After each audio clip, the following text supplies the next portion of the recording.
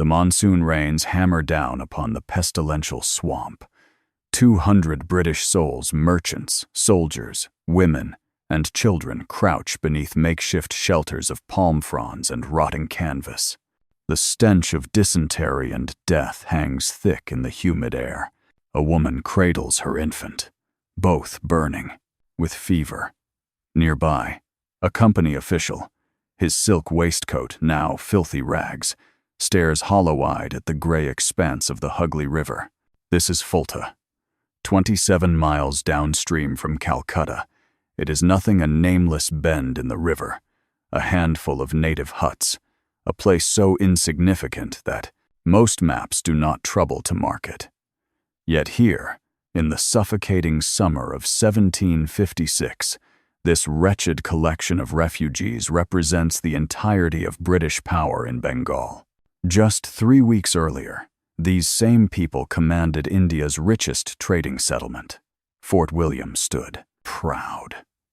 The warehouses groaned with silk, cotton, and saltpeter. The East India Company's Bengal presidency generated wealth that flowed to London in golden streams. Britain's future empire in India seemed secure, prosperous, inevitable. Now, everything has collapsed. Fort William has fallen. The Black Hole of Calcutta has claimed over 100 lives. Governor Roger Drake, the man entrusted with defending British interests, has abandoned his post and fled downriver, leaving his subordinates to die. The survivors who have reached Fulta are dying by the dozen. Disease ravages them. Hope drains away with each funeral conducted on the muddy riverbank. The French watch hungrily from Chandernagore, sensing that Britain's moment in India has passed. This is the story of Fulta, 4 months of suffering, shame, and ultimately, survival. It is Britain's darkest hour in Bengal, a humiliation so complete that later historians would prefer to forget it, overshadowed by Robert Clive's glorious recapture of Calcutta. Yet without Fulta, without the stubborn refusal of a few hundred desperate people to surrender or sail away, there would have been no recapture, no Plassey, no British India. What transforms refugees into resistors? How do men and women endure when all seems lost? This is the forgotten chapter that precedes every familiar tale of imperial triumph, the price paid before the victory, the darkness before the dawn. We begin in June 1756, as the first boats laden with frightened, defeated Britons pull up to the swampy shores of Fulta, carrying with them the wreckage of an empire's ambitions. To understand Fulta, one must first comprehend the catastrophe that created it.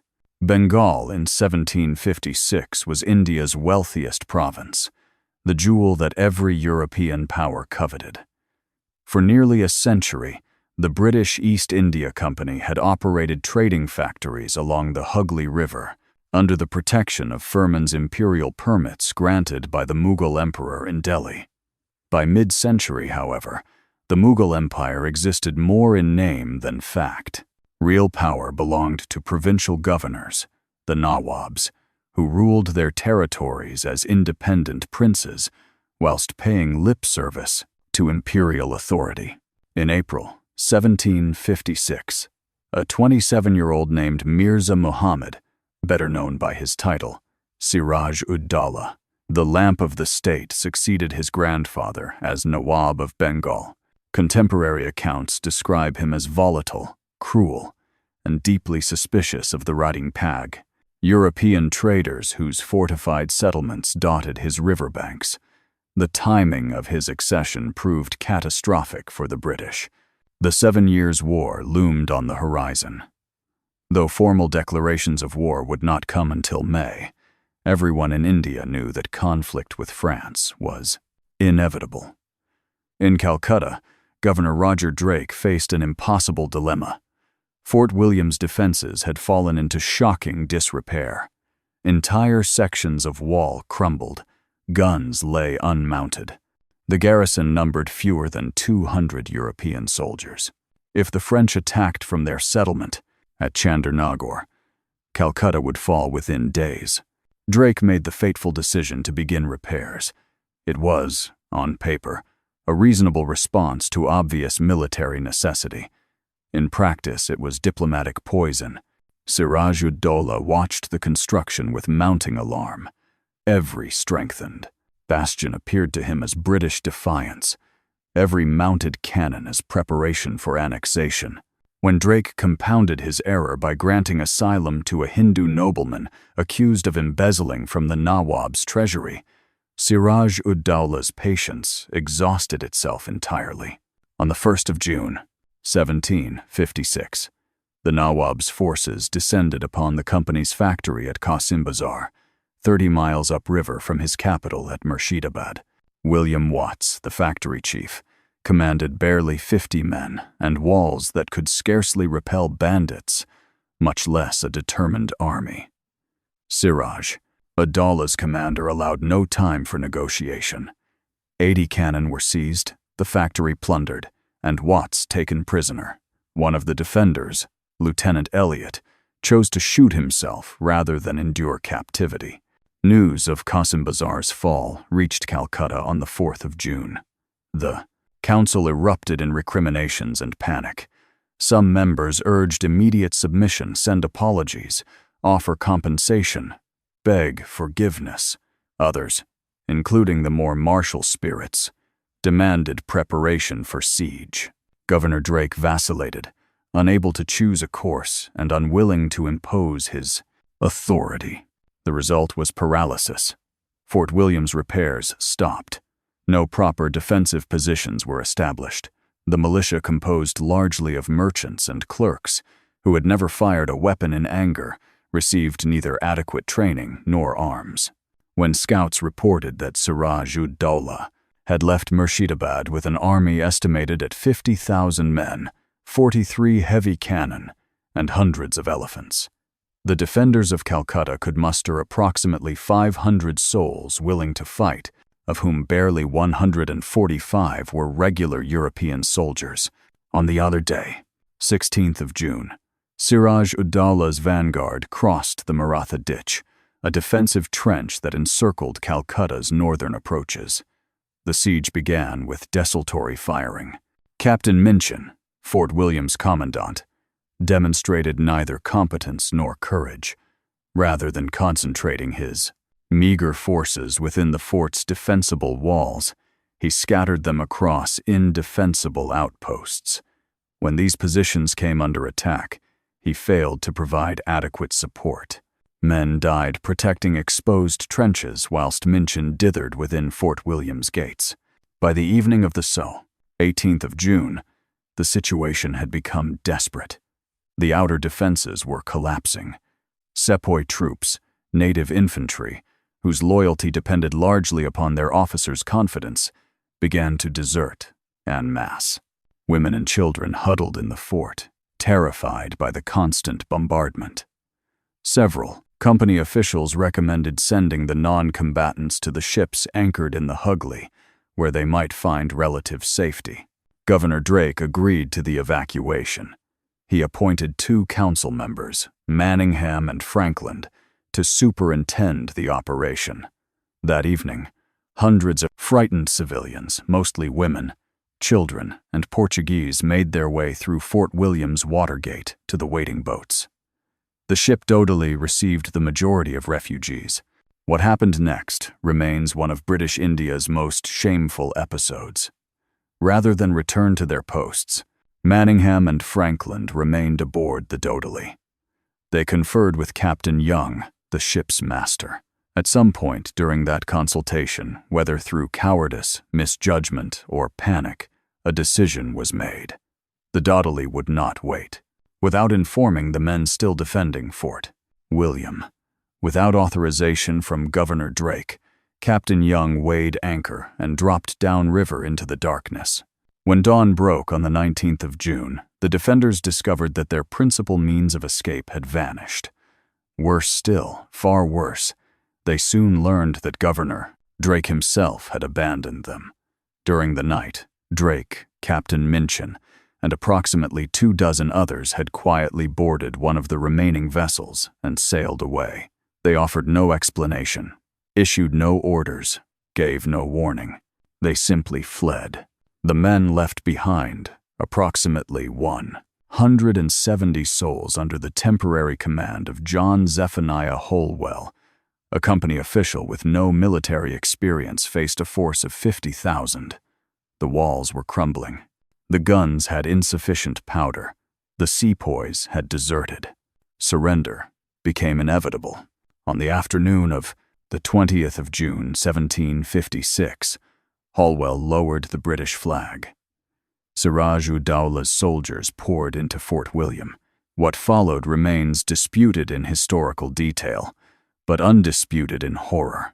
According to Holwell's subsequent testimony, 146 British and Anglo-Indian prisoners were confined overnight in a small guard room measuring approximately 14 feet by 18 feet, the notorious Black Hole of Calcutta. Contemporary historians have questioned Holwell's numbers, suggesting perhaps 64 were imprisoned, but the essential truth remains unchallenged. In the suffocating heat of a Bengal summer night, with minimal ventilation and no water, dozens of men and women died of heat stroke, suffocation, and dehydration. When the doors opened at dawn on the 21st of June, 23 survivors stumbled out. The rest were dead. Meanwhile, Drake and his fellow fugitives sailed downstream, accompanied by other vessels whose captains chose discretion over honor. They passed the Dutch settlement at Chinsura, where the refugees were pointedly not offered asylum. They continued south, seeking any safe anchorage beyond Siraj, ud-Daulah's immediate reach.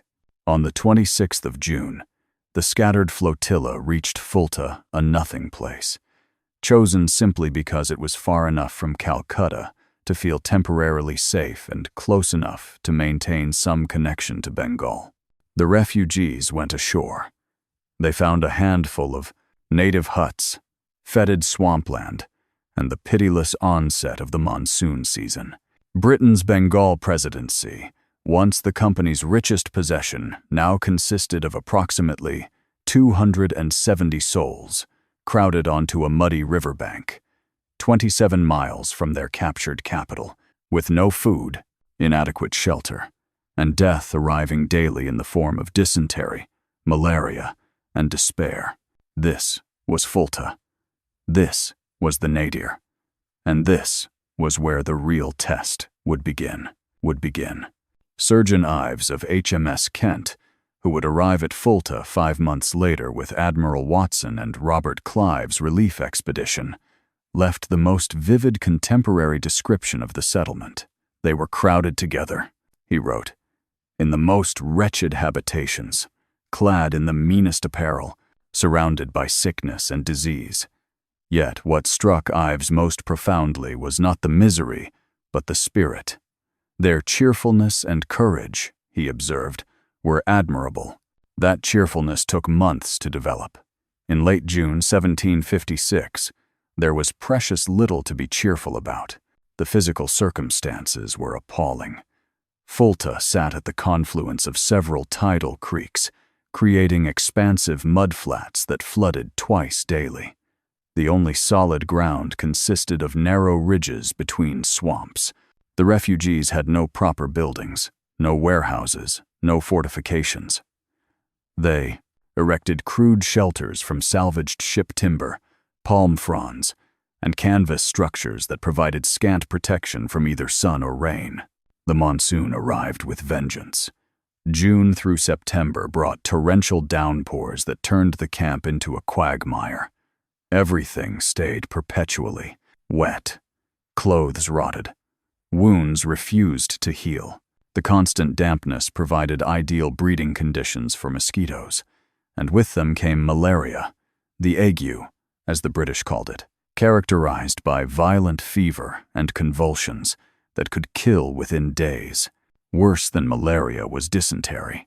Without proper sanitation or clean water, the disease spread with devastating speed.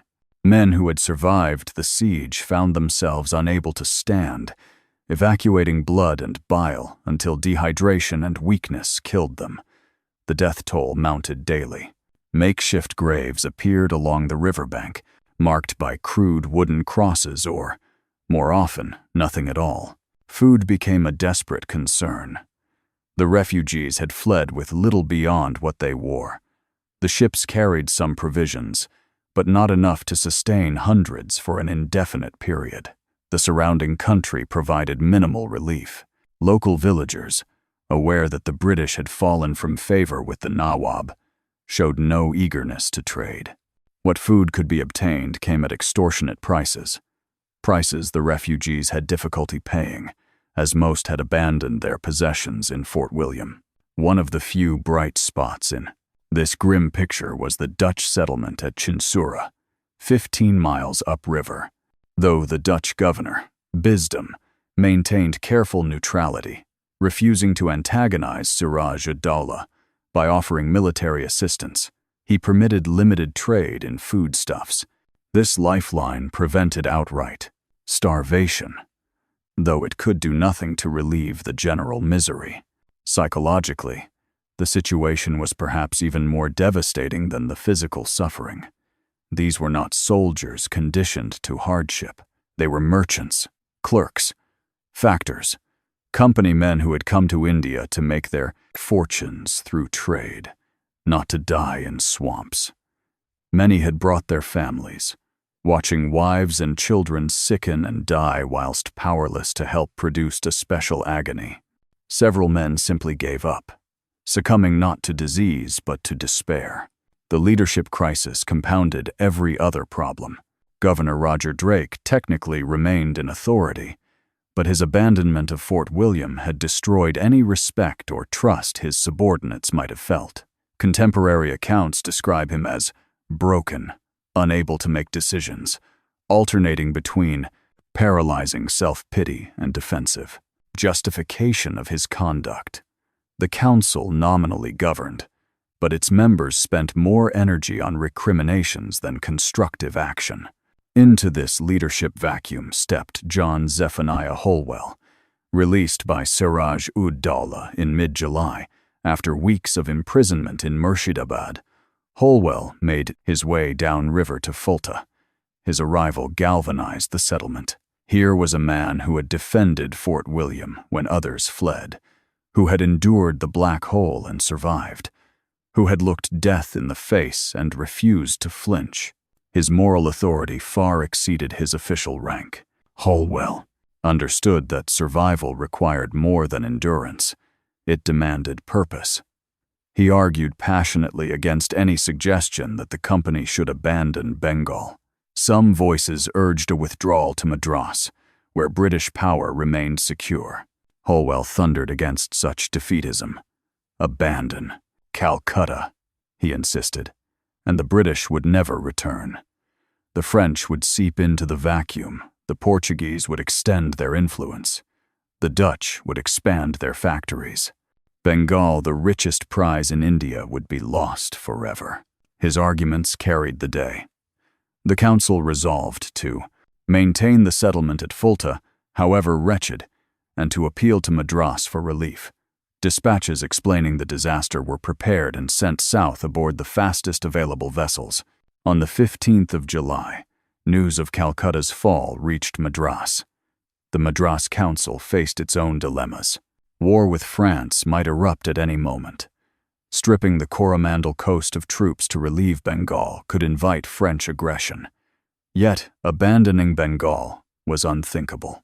After lengthy deliberations, the council authorized a modest relief force, 200 men under the command of Major James Kilpatrick. Kilpatrick was a company officer, experienced but not exceptional, competent but not brilliant. His orders were straightforward. Proceed to Fulta with all speed, reinforce the settlement, assess the situation, and await further instructions. His small force embarked on the ship Delaware on the 18th of July. The voyage proved mercilessly slow. Adverse winds, contrary currents, and the simple distances involved meant that Delaware did not reach Fulta until the 30th of July, 45 days after Calcutta's fall, 34 days since the first refugees had reached Fulta. Major Kilpatrick expected to bring hope. Instead, he nearly brought disaster. The Delaware anchored offshore in the afternoon. Kilpatrick and his officers came ashore in boats, stepping onto the muddy bank where Holwell and several council members waited to receive them. What Kilpatrick saw appalled him. These were not refugees preparing for reconquest. These were walking corpses awaiting burial. Kilpatrick's 200 men disembarked and established their camp. Within days, they began to sicken. The same diseases that ravaged the earlier refugees attacked the newcomers with even greater virulence. Soldiers who had survived campaigns in southern India found themselves prostrate with fever. Dysentery swept through the camp. By mid-August, Kilpatrick was reporting casualties at an alarming rate. The arrival of reinforcements, far from strengthening Fulta, merely increased the number of sick and dying. The tiny settlement's already inadequate resources faced fresh strain. Surgeons worked themselves to exhaustion, treating cases for which they had no effective remedies. The death rate, which had shown some signs of declining in late July, soared once again. Morale reached its lowest ebb in August. The monsoon continued unabated. The heat and humidity were suffocating. Every dawn brought new graves to dig. Some men began to whisper that Fulta was cursed, that God had abandoned them, that remaining in Bengal was folly. A few attempted to desert, begging passage on passing vessels to anywhere but this pestilential swamp. Yet others held firm. Marriages took place at Fulta, the ultimate expression of hope for the future. Warren Hastings, a junior company official who would later become Governor General of India, married. The widow of Captain John Buchanan, who had died in the Black Hole. The wedding was conducted by Admiral Watson's chaplain, Richard Cobb, in a makeshift ceremony that brought temporary joy to a community starved of it. Other couples followed Hastings' example. Children were born at Fulta, their squalling cries, a defiant assertion that life would continue despite death's omnipresence. The refugees organized themselves as best they could. Holwell established a rough schedule: morning musters, assignment of duties, evening prayers. Those well enough to work repaired shelters, tended the sick, or negotiated with passing traders for provisions. A semblance of military discipline was imposed upon Kilpatrick's troops, though sickness limited what could be achieved. Religious observance provided crucial psychological support. Regular services were held, conducted by whatever company. Chaplains remained alive. These gatherings reinforced communal bonds and offered spiritual consolation to men and women facing mortality daily. The chaplains buried the dead, baptized the newborn, and married the hopeful, ministering to a flock that desperately needed meaning amidst meaninglessness. September brought no relief. The monsoon persisted. The death toll continued its grim arithmetic. By late September, Fulta had buried approximately 150 people, more than half the original refugee population. Kilpatrick's force had been reduced by disease to fewer than 100 effective soldiers. Yet, September also brought news that would transform everything. On the 15th of October, lookouts spotted a fleet approaching from the south. At first, there was uncertainty: could these be French vessels, come to administer the coup de grâce to Britain's Bengal presence? Then the flags became visible. The colors of His Majesty's Royal Navy and the East India Company. Admiral Charles Watson's squadron was arriving, and with it came Lieutenant Colonel Robert Clive. The ship's approach took days, the winds proving as contrary to the relief force as they had been to Kilpatrick's earlier voyage. But on the 20th of December, 1756, exactly 6 months after Fort William's fall, the fleet anchored off Fulta. Surgeon Ives came ashore with the first boats. His journal entry captures the moment. We found the refugees in the most deplorable state, yet their spirits remained unbroken. When they learned of our numbers and saw our ships, many wept openly, not from grief, but from joy that they had been remembered. Clive himself inspected the settlement. He saw the wretched shelters, the sick lying on pallets of rotting canvas, the crude cemetery with its serried ranks of graves. He spoke with Holwell, with Drake, who tried pitifully to justify his abandonment, with Kilpatrick, who reported grimly on the disease situation. What Clive understood, with the clarity of a natural commander, was that Fulta could not survive to another month. The refugees must either be evacuated or avenged. There could be no middle course. The choice was obvious. 900 European soldiers and 1,500 sepoys had arrived with Clive's expedition. Admiral Watson commanded 3 ships of the line and 5 smaller vessels.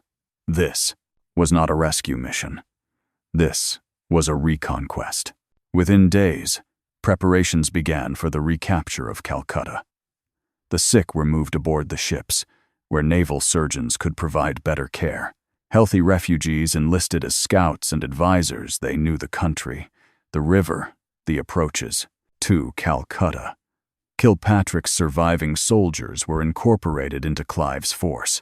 Even Drake, despite his disgrace, retained nominal authority as president of the Bengal Council, though everyone understood that real power now resided with Clive. On the 28th of December, Clive's army disembarked upriver at Mayapur and began the march toward Calcutta. The fleet proceeded up the Hugli in parallel. The refugees remaining at Fulta, those too sick to travel or required for logistical support, waited with desperate hope for news of victory. Fulta's ordeal was ending. 4 months of posture, suffering, shame, and survival had forged survivors into something harder than refugees. They had endured Britain's darkest hour in Bengal. Now, at last, came the possibility of dawn.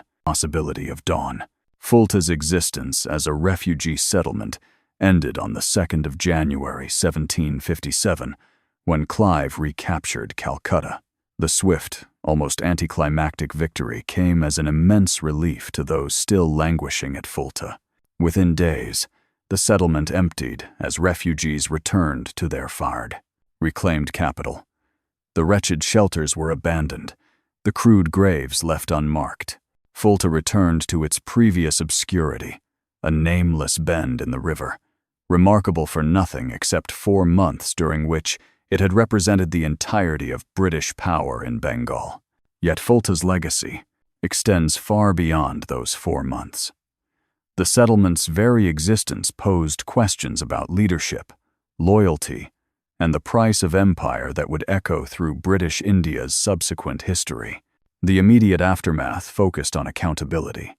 Governor Roger Drake's conduct could not be ignored or excused.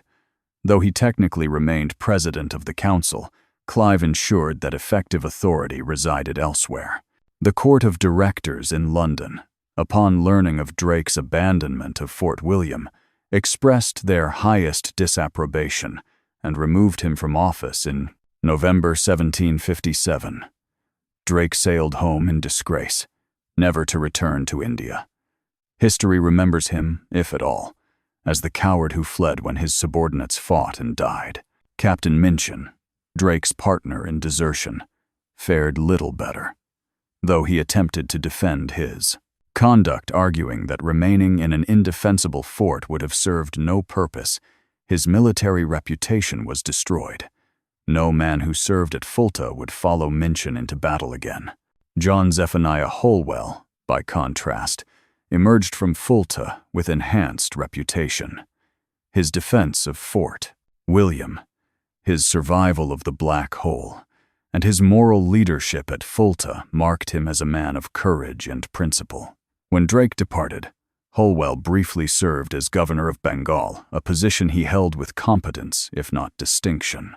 His genuine narrative of the Black Hole tragedy, published in 1758, became the primary source for understanding those terrible events.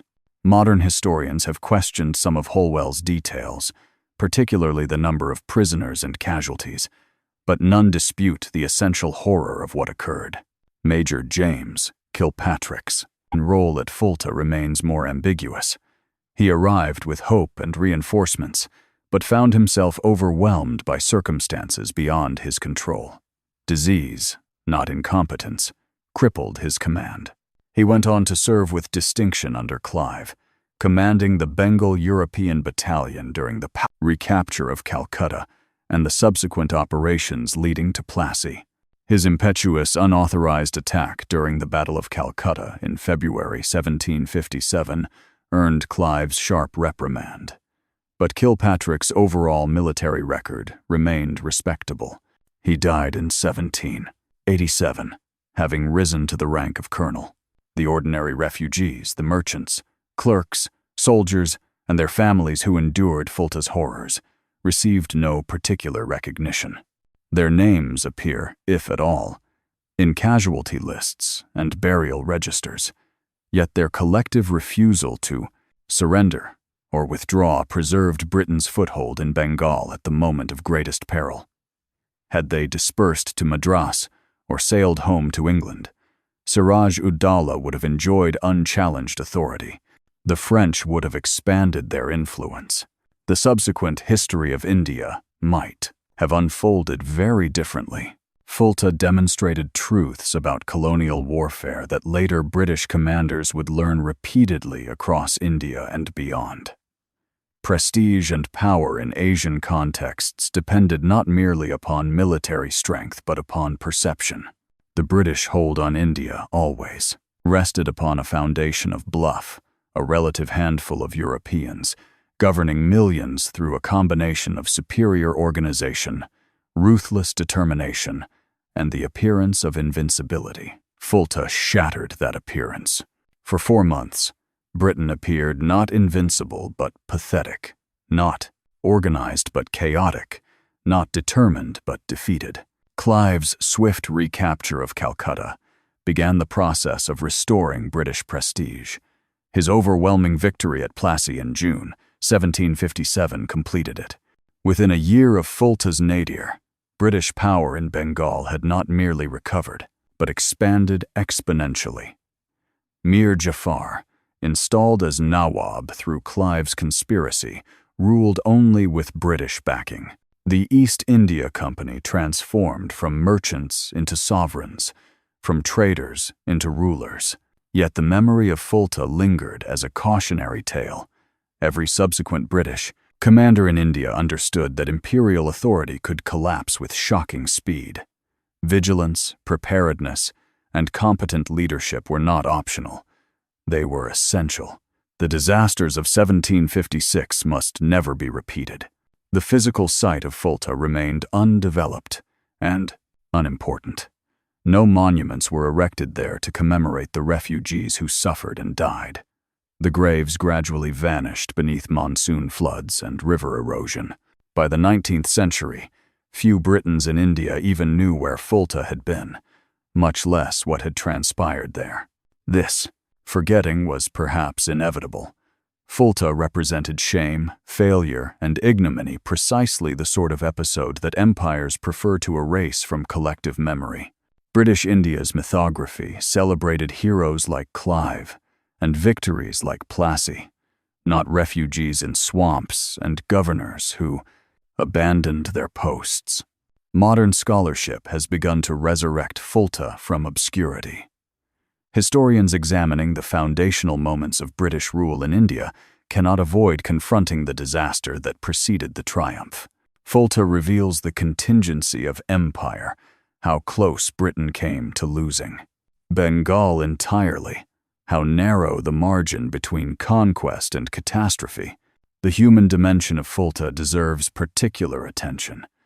These were not professional soldiers trained to endure hardship. They were civilians thrust into a military crisis for which they were wholly unprepared. Yet, they adapted. They organized. They survived. Their resilience in the face of disease, starvation, and despair reflects a kind of courage less celebrated than battlefield heroics, but no less real. Consider the marriages conducted at Fulta. Warren Hastings and Mary Buchanan, among others. These were not frivolous romantic gestures, but profound acts of faith in the future. To marry amidst death, to commit to building a life in a place where life itself seemed impossible, required a courage that battles cannot measure. Consider also the women of Fulta, about whom contemporary sources say remarkably little. They appear in the records primarily as victims evacuated from Fort William, afflicted by disease, buried along the riverbank. Yet they too endured, cared for sick children, maintained households under impossible conditions, and provided emotional sustenance to husbands and sons. At the breaking point, their contributions to Fulta's survival remain largely invisible, precisely because they were taken for granted. The question of leadership haunts Fulta's story. What distinguished Holwell, who stayed, from Drake, who fled? Both faced the same impossible situation at Fort William. Both understood that surrender was inevitable, yet one chose honor and one chose survival. Holwell's decision to remain accepting probable death or capture derived not from military calculation but from moral conviction. He believed that leaders do not abandon those entrusted to their command, regardless of circumstance. Drake's defenders, and he had a few, argued that his departure was pragmatic rather than cowardly. By preserving himself and key council members, he maintained some continuity of civil authority. Had everyone perished in the black hole, the company's governance structure would have collapsed entirely. Better, this argument runs, to preserve the kernel of administration and return later to rebuild. History has judged this defense unpersuasive. Drake's contemporaries certainly did. Ives, writing from the perspective of a professional military man, called the abandonment disgraceful. Holwell, in his narrative, treated Drake with barely concealed contempt. The court of directors, whose pragmatism usually exceeded their idealism, nonetheless removed Drake from office. Sometimes, it seems, honor matters more than expedience. The broader imperial context gives Fulta additional significance. 1756 was a year of disasters for Britain. In North America, French forces captured Oswego. In the Mediterranean, Minorca fell to the French despite Admiral Byng's relief attempt. Byng was subsequently executed for failing to do his utmost. In India, Calcutta and Fort William fell to Siraj ud-Daulah. Britain's worldwide empire appeared vulnerable simultaneously across multiple theaters. The 7 Years' War would ultimately reverse these setbacks. British arms triumphed in Canada, the Caribbean, West Africa, and India. The Peace of Paris in 1763 confirmed Britain's emergence as the world's preeminent imperial power. But in 1756, that outcome was far from certain. Fulta occurred at a moment when British power seemed in retreat everywhere. The refugees' stubborn refusal to abandon Bengal contributed, in however small a way, to the larger story of imperial resurgence. One might legitimately question whether British power in Bengal or India more broadly was desirable or justifiable. Modern perspectives on empire quite properly examine colonialism's violence, exploitation, and devastation of indigenous societies. The company's rule in Bengal would bring enormous suffering to millions of Indians, beginning with the catastrophic Bengal famine of 1770, during which approximately 10 million people died, whilst the company continued extracting revenue. Yet, one can acknowledge imperialism's moral bankruptcy whilst still recognizing Fulta's human drama. The refugees did not conceive of themselves as agents of oppression. They were merchants seeking profit, soldiers following orders, families trying to survive. Their courage and endurance, at Fulta do not validate the imperial system, but neither does the system's injustice negate their courage. In the final analysis, Fulta represents a peculiarly British moment, crisis met with improvisation, disaster transformed through stubborn refusal to accept defeat, and ultimately, survival. Purchased at tremendous cost, but survival nonetheless. It lacks the theatrical drama of Plassey or the clear heroism of other colonial episodes. Instead, it offers something more complex and perhaps more instructive. A portrait of ordinary people in extraordinary circumstances, enduring because they must, surviving because they will not quit. The graves along Fulta's riverbank have long since vanished. The refugees themselves are forgotten. Even the precise location of their settlement has become uncertain. Yet their legacy endures in the simple fact that British power in Bengal survived 1756. Without Fulta, without those 4 months of suffering, there would have been nothing for Clive to recapture, no foundation upon which to build an empire. Perhaps that is Fulta's truest legacy. Not glory, but persistence. Not triumph, but endurance. Not heroes, but survivors. Survivors. On a gray December morning in 1756, John Zephaniah Holwell stood on Fulta's muddy shore and watched Admiral Watson's fleet drop anchor in the Hugli. Around him, emaciated refugees wept or prayed or simply stared in disbelief that rescue had finally arrived. After 6 months of suffering, Britain had remembered them. Holwell would serve briefly as governor of Bengal before retiring to England, where he spent his final years writing philosophical treatises and defending his account of the Black Hole. He died in 1798, largely forgotten by a nation, focused on new wars and new crises. His memorial tablet in Chatham bears a modest inscription that makes no mention of Fulta. Warren Hastings' first wife, Mary, whom he married at Fulta, died in 1759 at Cossimbazar, the factory her first husband had helped defend. She was 27. Hastings went on to become Governor-General of India, shaping imperial policy for 2 decades before returning home to face impeachment proceedings that dragged on for years. He was eventually acquitted, but his reputation never fully recovered. Throughout his trials, he maintained that his service in India had been honorable. Perhaps he thought of Fulta, of the marriages conducted amidst death, of the refusal to abandon hope. Major Kilpatrick served with distinction through the Plassey campaign before retiring in the 1770s. He died at Bath in 1787. His obituary noted his military service but made no mention of Fulta. Roger Drake never returned to India. He died in obscurity in London, his name synonymous with cowardice. The East India Company quietly removed all portraits of him from their headquarters. The Black Hole of Calcutta became one of British India's founding mythologies, an atrocity story that justified subsequent conquests and validated British assumptions of moral superiority over Oriental despots. Modern historians have debated the numbers and circumstances, but the essential tragedy remains undisputed. A monument eventually erected in Calcutta bore Holwell's names of the dead, though this too has vanished removed after Indian independence as a colonial relic. Fulta itself returned to complete obscurity. Maps from the late 18th century barely mark it.